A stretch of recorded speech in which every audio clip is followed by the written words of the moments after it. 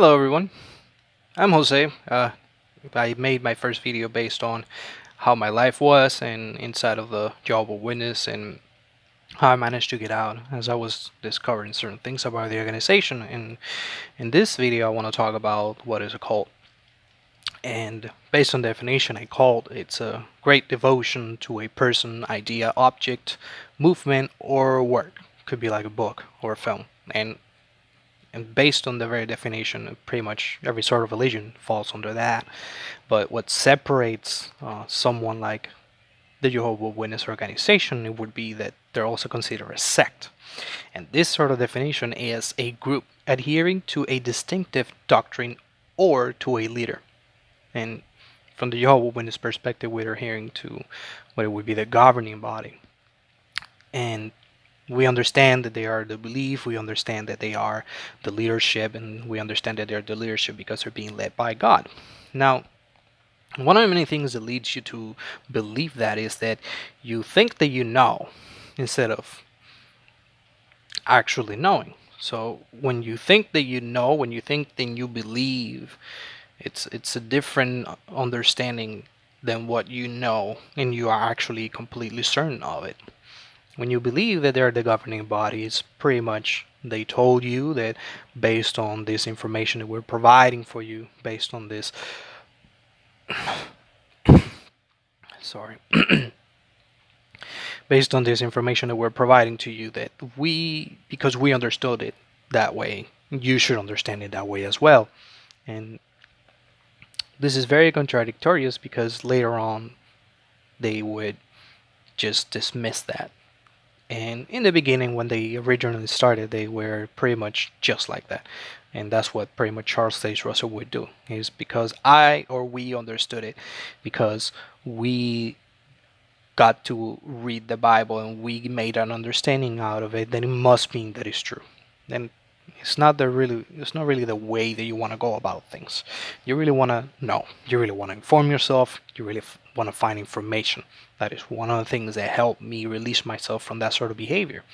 And it is the fact that you let them tell you everything that you're gonna know. You let them tell you everything that you're gonna do. And you let them tell you how to live your life, pretty much. And you need to also understand what belief is. So, by definition, it is to have a firm conviction as to the goodness, efficacy, or ability of something. So, you can believe, or you can also have, based on the definition, to hold an opinion. So, you assume things to be true, but you don't know. You haven't really done the research. In the case of the organization, they do it kind of for you. So, this is one of the behaviors that you really want to avoid as you're leaving the organization or when you're done with your organization. You just can't do it no more. That's pretty much what has happened to a lot of people. That's pretty much all the videos that I've seen on YouTube and all the people and how they express themselves. It is really doing the research, and you really want to continue doing that sort of thing. Even after you're gone, even after you're done, you really want to continue on knowing, because when you don't know, what's really going to happen is that somebody else will come around and try to tell you things so that you believe these things, but you really want to know. And there are many other groups out there, like the Jehovah's Witnesses. There's the Mormons, there's Scientology, there's Branch Davidians, there's the Freemasons. All these people are out there telling you, we are the leadership, we have something that you don't know, and you will fail in your life if you don't continue on believing what we believe. But it's not what they know. There's no real proof behind it. There's no real evidence that can truly support what they believe. So one of the many things that I discovered as I was leaving the organization is what the meaning of a governing body really was, because people tell you governing body, but from the Jehovah's Witness perspective, you tend to understand that it is the title that was given to them by Jesus Christ when they came in. He came in 1919, and I will talk about that sort of like inconsistencies, but the main focus that I'm trying to go for is to have a conversation and see what you guys have found, what you guys have really discovered about whether the organization or things that truly work outside of in the world, in the real world, because that's what it really is. It's the real world. It's what we're really dealing every day. So, governing body, by definition, is a group of people who formulated the policy and direct the affair of an institution in partnership with the managers, especially on voluntary or part-time basis. That's pretty much what the governing body does. They're really there part-time. They only meet like I want to say every Thursday or something like that, because that's what they are supposed to do. And it's pretty much as if they are unattached to the organization. They don't really follow the rules, they don't really follow the regulations, they don't really follow most of the things that are being told by the organization in the books and the publisher in the Bible. And it makes me wonder sometimes if they really even are running it, because based on the definition, it sounds almost as if they're just assisting. They're not really there to be there. They're not really there to be the one and true running. I mean, I could be wrong, but it just doesn't feel like me. I mean, to me, like that. It's just that it feels almost as if they're not really there for any of that, and they're not really there at all. It's almost as if somebody else was running the Jehovah's Witness organization, and who knows? It could very well be. For all we know, it could be yet another group under them. It could be someone else, and we haven't really found out who they are. I mean, many of the sexual abuse cases that have come out, it's really hard, and they don't really talk about um, the governing body having to be in a court of law actually doing certain things until they're really kind of like caught up in certain loopholes or whatnot. And I don't know. You tell me how you feel. Tell me what your opinion is of this. Um, it seems like they are the leaders, but at sometimes in certain aspects, it seems like they're not at all.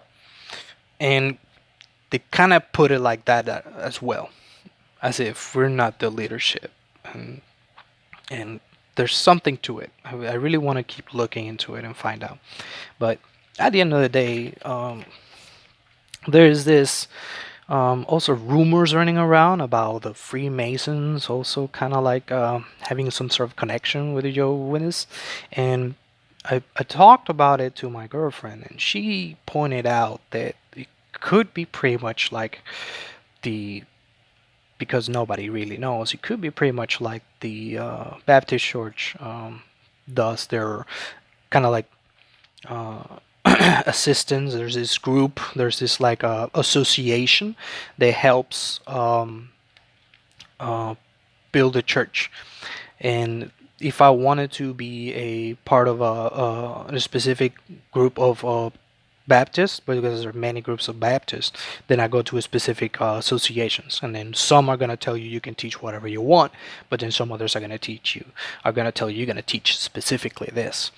And so you can choose which sort of organization you're gonna allow them to help you, because what they do is that they give you money. And what you're gonna do with that money is you're gonna give him a plan. You're gonna give him like a set of path that, and the patterns that you're going to follow, and how this is going to be beneficiary to them, and they're going to give you the money, and then with time you're going to give them the money back. But I think that you give them money back with some sort of like incentives, or I don't know, something else. So they give you the money and you start your religion. You can either choose to follow a specific dogma, or you can just freely attract certain people. It all depends on how you're going to work it. So it seems to me like it could be a possibility, something related to that, where the Freemasons were trying to start something else, and they're the ones providing the money, but they focus a lot on secrecy and keeping things in the dark. But that's my opinion. Let me know in the comments how you feel about that. There's a lot of chatter talking about that, and it's kind of crazy, the things that you find out there. But so far, when it comes down to the cult and the things that they do and how they behave, you really want to pay attention to the fact that you don't know. and what you do is believe. And one of the many disgusting examples was um, a group called, I could be wrong, but I think it's called the Christian Temple. And it was back in the 70s. And if you haven't heard this story, I really encourage you to look it up. Most of the things that I tell you in this, it's going to be something you're really going to have to go around and look and inform yourself so that you really see how these sort of behaviors that you have in the organization are really out there. And other groups have it as well. And you don't really want to fall in those sort of groups again. And I think I want to say that this sort of group, back in the 70s, they gathered themselves in groups and they separated themselves. And at some point, I think there even was an agent that was investigating the group, and they killed him. And so they killed the agent, and they continue on with their radical teachings, and they of course tell themselves that they're okay. Look at these kids, they're happy, these people are happy, and everybody's telling themselves that they're happy. But it's really disgusting to see how crazy these sort of cult ideas can really get. And I saw a real video from an aerial view of the helicopter, hundreds of people dead in some sort of a campground that this group used to have, including children. They had some sort of crazy idea where they understood that they had to drink cyanide, and they drank the cyanide, and the first thing they did is that they gave it to the children. And as the children were dying, they drank themselves, and they all died that day. And you can see how powerful it truly is. The way that they convince you, the way that they work your mind, the way that they give you certain beliefs here and there, and you understand it as a whole truth. It's literally a psychological play. And there's no way that this is by accident. It has to be on purpose. I don't believe that this is a situation so horrendous to the point where, oh, they were just misguided. It was on purpose. Every book, everything that they wrote, every way that they did it, they were looking into psychology and they were trying to work people out.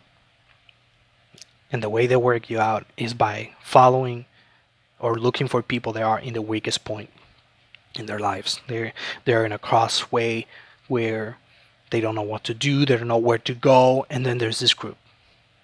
There's this group that gives you the high mighty feeling that you have a family, that you are together with someone else. And if I am going to start a type of group that really works towards discovering and then finding information and being a real group, I really want it to be a group that really it's not gonna be like that. And I really needed to know. I really needed to find out, because I was really concerned about ending up in yet another cult, and yet another group, and yet another sect. So with that in mind, I really encourage you to keep on finding out and keep on persevering and looking for information, because there's also a lot of noise out there, whether if it is politics, whether if it is business. There's also a lot of noise that will distract you from what really is happening. I don't want to sound like conspiracy theory, let's wear a tinfoil hat, but you think that it is a conspiracy theory sometimes, and then you really see it happening. And that's what's really happening in the political spectrum that we're in. It's like people is really waking up, not only to cults, but they're waking up to the ideas in politics and ideas in businesses that it's a strange time. It is, things are really changing, things are really evolving. And I earlier mentioned one of the groups called Branch Davidians, because I like to listen to podcasts. That is a good thing that I suggest that you do. And one of the many podcasts that I really gonna recommend for you, it's gonna be Making Sense. And Making Sense is made by Sam Harris. And Sam Harris is a clinical psychologist. And he studies sociology as well. But in recent times, they have become increasingly popular. And it's because a lot of people really want to know, but a lot of people really want to understand. And recently he had a podcast where he brought in a person that is an expert on what it would be white supremacist type of behaviors. And this lady had different understandings about what really white supremacists look like and how these groups are not really all the same. So she discovered that there's the KKK, which is white supremacy, and then there's this other group that is also different. It's called white power supremacists. Now, white power supremacists, I want to say that's the correct term, seem to be a type of group that back in the 70s when they were having the war with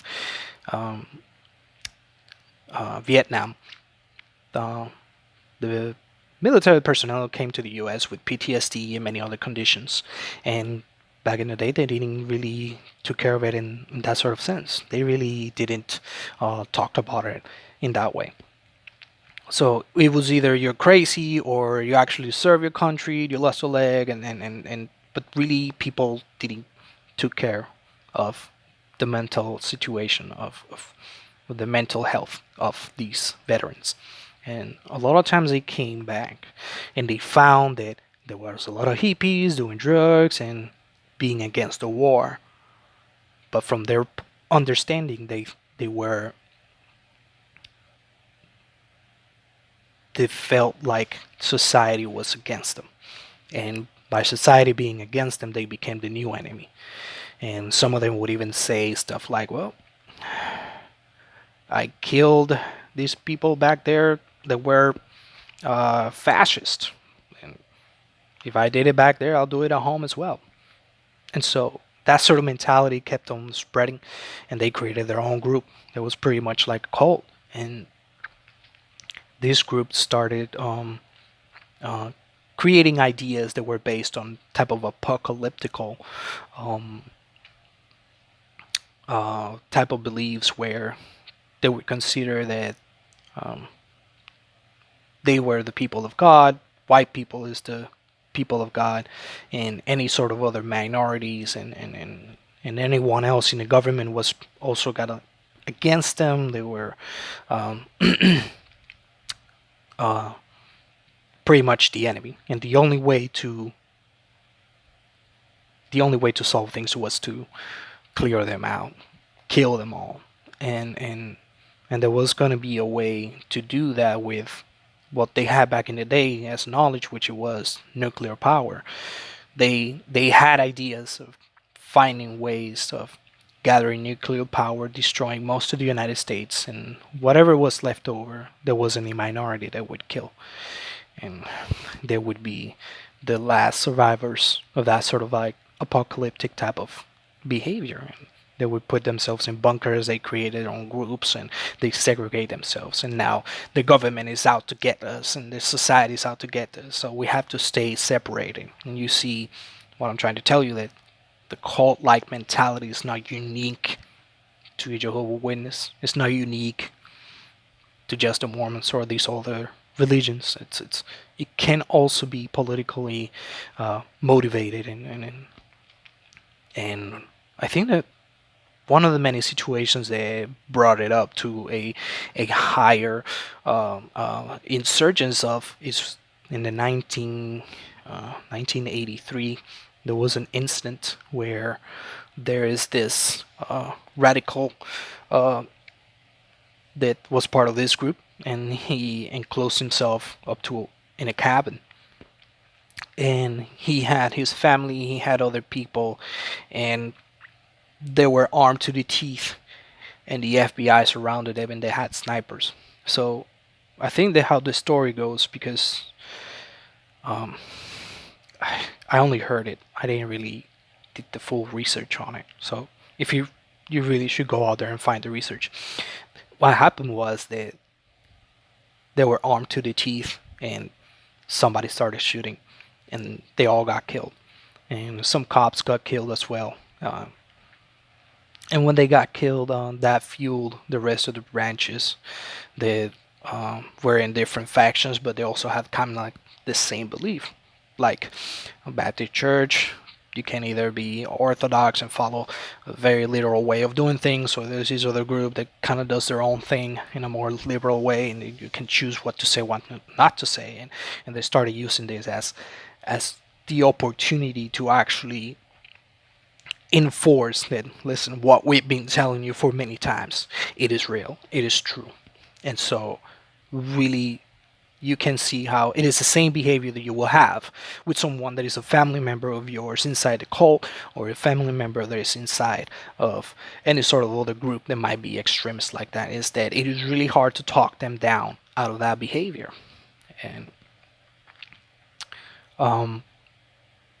but it doesn't mean that it's a world that has no solution. And it doesn't mean that it's a world that, oh, everyone is like that, what's the point in living? I don't want you to get to that conclusion. So the way to actually solve this sort of situations, for what I found out, is that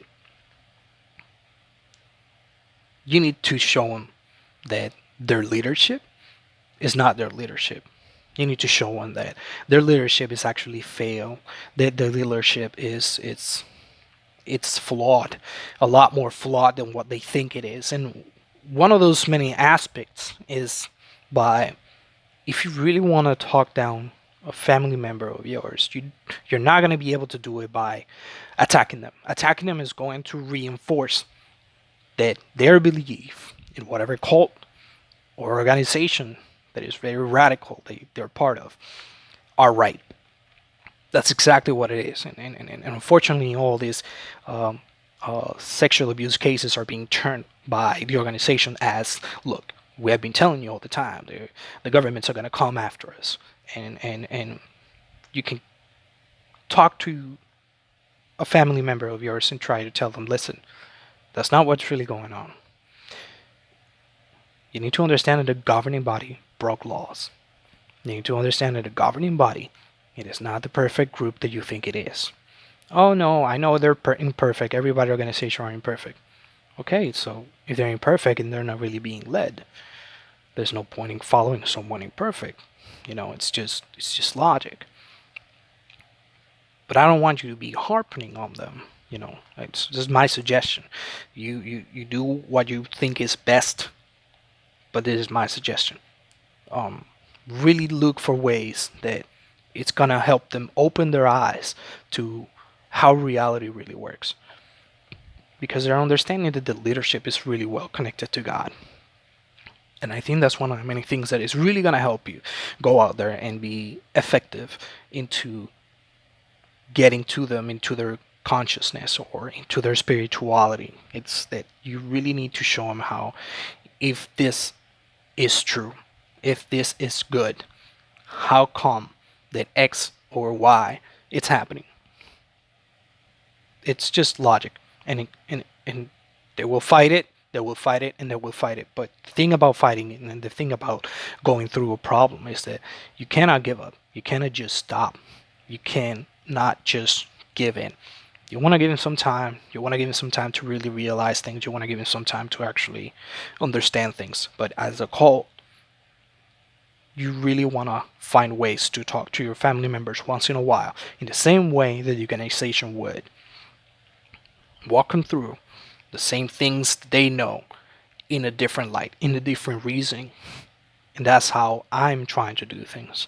I'm trying to help my mom specifically, because she's so indoctrinated. She can't really see things through. She doesn't want to. I mean, and it's really hard to do that when you have all these conditions happening around that she's gonna take, like, the organization is right. The organization is right. There's no way around it. You don't want to be that sort of person that is the attacker. You want to be the sort of person that is bringing a solution, is a person that is loving, and is a person that it is completely contradictorious to the image that they have of the world. don't want to come to your parents and be attacking. You want to come to your parents and be loving. You want to come to your family members, your brother, your sister, and be loving and be like, listen, I know what you understand. I know how you feel. But listen to what I'm telling you. This is who I am. This is how I am. I know what they're telling you. But listen to what I'm telling you, who I am. Let me show you who I am. Let me show you how I work. And that's the approach that I'm taking towards trying to help my mom see that these sort of ideas that she has are putting her in a situation where it doesn't matter who your family or your children is. And that is sort of not the way you want to live. That's all there is. And every day come back, or every week, or every 2 or 3 days, just giving something to think about and come back later. Giving something to think about and come back later. That's exactly how things happen. You hear things once in a while that kind of like doesn't add up because the organization says something, but what's really happening is something else. You kind of push it down, but bit by bit, you keep finding, you keep finding. And those sort of things are the things that help you wake up from the cold. You gotta show them that their leadership is flawed. You gotta show them that they're not really as charismatic as they look. You gotta show them that the flaw in the doctrine, and depending on the person, it's how it's gonna work. For some people, it does it. Just seeing that the organization or the governing body, it's just not it.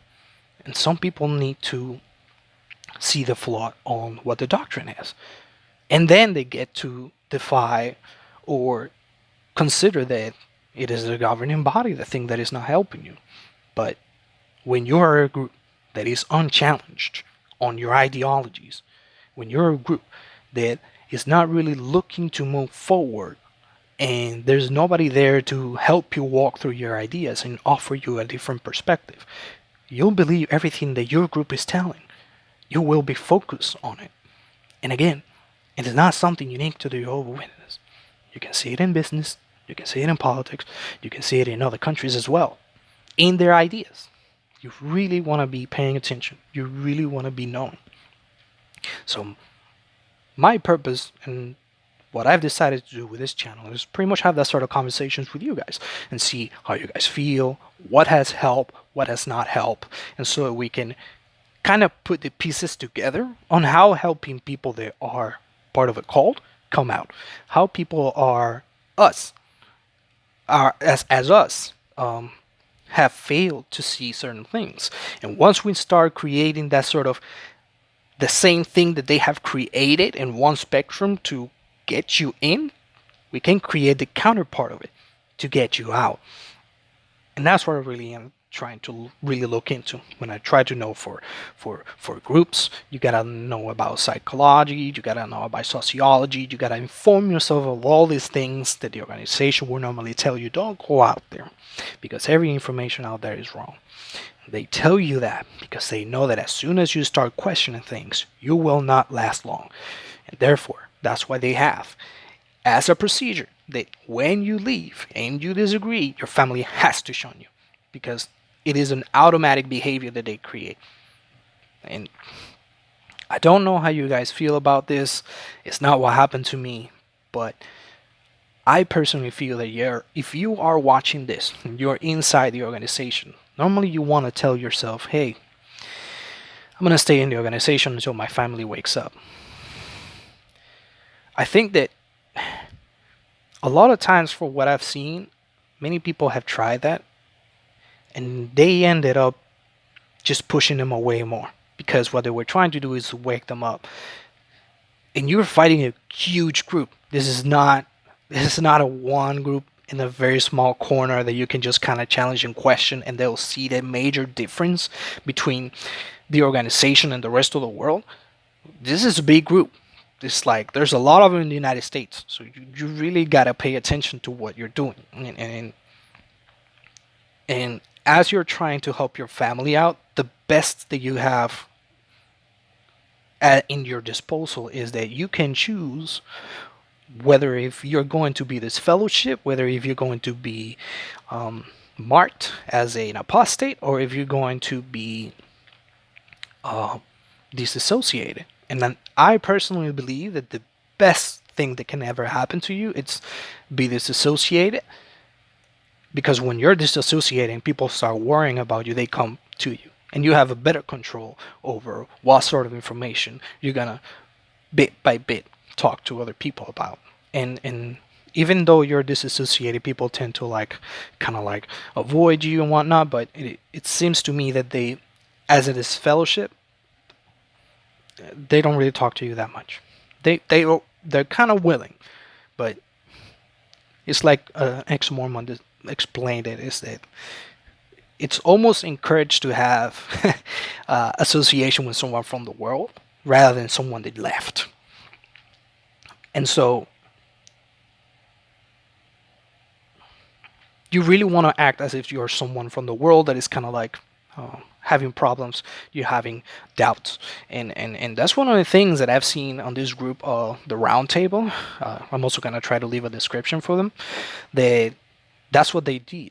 At least one of them, Jimmy, he left, and he has been considered disassociated, and they come to him and they talk to him, and I think that what he's doing is great, and what they're doing is it's absolutely awesome, because to come back, and I guess there's also the fact that his congregation gives a shit or something, but you really want to look into being the person that demonstrates that the organization is wrong. And everything that they see in the magazines and everything that they see in the book, it's absolutely not what they're going to see on you. And I think that's going to be one of the things that's going to help you. And being disassociated, kind of far away, if you decide to come back and talk to them, they're more willing to talk to you and wonder, hey, what happened? Hey, how this are you feeling? How are this going to happen and whatnot? And try to work with that. And for me, it's really hard to do that with my mom, because, well, it's really hard to do because we're still kind of like waking up, and we haven't really found a way to actually work things through in a more effective way. But it comes down to time. It comes down to time and being tactical and being rational and really looking into things and really finding out what's really going to work with each and every individual. But I think it would be good that if we can create like some sort of like a group study of how to walk them through. There are also many other groups that are out there, like associations that help people that have left specific cults or other multiple cults, and I'm pretty sure that that sort of information that they have might be very beneficial. And it comes down to being showing them to how to understand psychology, what's happening within them, help them understand how the world around it is really helping, and it's really working, and that's really going to be helpful.